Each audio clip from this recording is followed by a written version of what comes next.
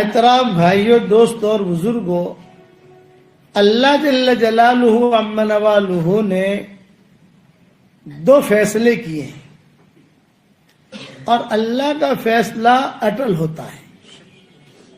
وَمَنْ أَصْدَقُ مِنَ اللَّهِ قِيلًا وَمَنْ أَصْدَقُ مِنَ اللَّهِ حَدِيثًا۔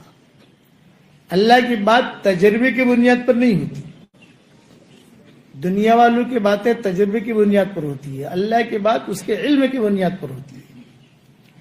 ایک فیصلہ اللہ کا یہ ہے کہ دیندار کو اللہ کامیاب کرتے ہیں، چاہے غریب ہو، کمزور ہو، جھوپڑے میں رہتا ہو، دیندار ہے کہ کامیاب۔ دوسرا فیصلہ یہ کہ بے دین کو اللہ ناکام کرتے ہیں۔ یہ دو چیزیں طے ہیں۔ ایک وظیفہ اور دیتا ہوں، پیسوں کے اعلان کے آج کل لوگ بہت پریشان ہیں۔ ہر فرض نماز کے بعد 7 مرتبہ لإلاف قریش پڑھ لیا کرو اور 7 مرتبہ سورہ کوثر پڑھ لیا کرو ہر فرض نماز کے بعد، دیکھو اللہ تعالیٰ کتنا دیتا ہے انشاءاللہ۔ ایک بات یہ۔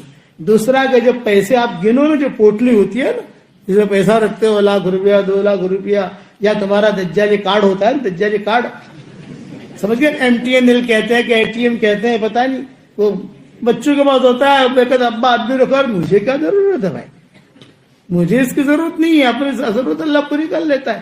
اس پر بھی 1 مرتبہ آپ انا آتے نا کل کو صرف پڑھ کے دم کر دو گے، انشاءاللہ بینک میں سے پیسے ختم ہی نہیں ہوں گے انشاءاللہ۔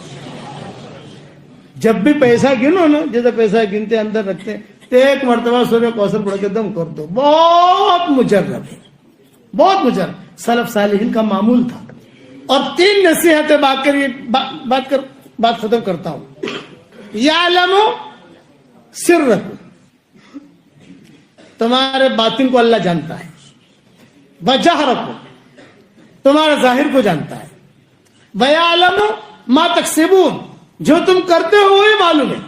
اور آخر میں کیا لکھتے تھے؟ وَهُوَ مَعَكُمْ أَيْنَمَا كُنتُمْ، وہ تمہارے ساتھ ہے جہاں پر بھی تم ہو۔ یہ 4 چیزیں اپنے دل میں بٹھا لو۔ ہمارے باطن کو جانتا ہے، ہمارے ظاہر کو جانتا ہے، جو کچھ ہم کرتے ہیں وہ بھی اس کو معلوم ہے، جہاں ہم ہیں وہ سب ہمارے ساتھ ہے۔ اس لیے اس یقین کے ساتھ زندگی گزارو۔ اس کے لیے ہم اللہ کے راستے کی بھی تشکیل کرتے ہیں، دعاؤں کا اہتمام کرنے کی بھی تشکیل کرتے ہیں، اور کوئی نماز ہماری ضائع نہیں ہونی چاہیے۔ فجر کی نماز اگر کوئی نہیں پڑھے گا، شیطان کان میں آ کر پیشاب کر جائے گا۔ یہ صحیح حدیث ہے۔ صحیح حدیثوں میں آتا ہے کہ جو 1 مرتبہ یہ دعا پڑھ لے تو اس وقت میں جتنے مسلمان مرد اور عورتیں ہوں گی ان سب کے برابر اللہ اسے نیکیاں دے گا۔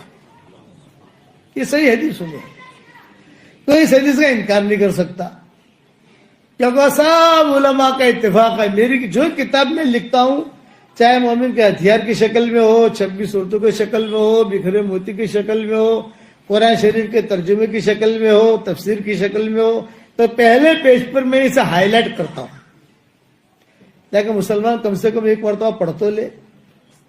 جتنے مسلمان ہوں گے، یہ تو میں نیچے سے نیچے درجہ بیان کرتا ہوں۔ لکھنے والوں نے تو یہ لکھا ہے کہ آدم علیہ السلام کے زمانے سے لے کر قیامت تک جتنے مسلمان مرد عورتیں آئیں گے اور جتنے جنات مسلمان مرد عورتیں آئیں گے، ان سب کے برابر اکاؤنٹ میں نیکی آئے گی۔ اور لکھنے والوں نے یہ بھی لکھا ہے کہ اس وقت میں جتنے مسلمان مرد عورتیں ہیں، ابھی جنات بھی مسلمان مرد عورتیں ہوں گے، ان کی عدد کے برابر آئے گی۔ میں نے سب قول چھوڑ دیے، آخر قول لے لیا پکا ٹھکا کہ اس وقت میں جتنے مسلمان مرد اور عورتیں دنیا میں ہوں گی ان سب کے برابر اللہ اس کے اکاؤنٹ میں نیکیاں داخل کرے گا۔ یہ وعدہ ہے، حضور صلی اللہ علیہ وسلم نے وعدہ کیا۔ بیوی کے منہ میں لقمہ دو، صدقے کا ثواب، یہ وعدہ کیا۔ میاں بیوی ایک دوسرے کی طرف محبت کی نگاہ سے دیکھیں اور دونوں مسکرائیں، اللہ بھی مسکراتے ہیں، یہ وعدہ کیا۔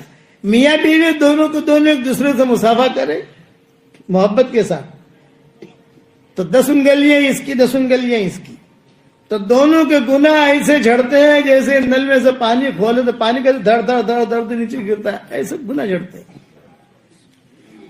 یہ روحانی لائنیں ہیں. اس میں وعدہ کیا حضور اکرم صلی اللہ علیہ وسلم نے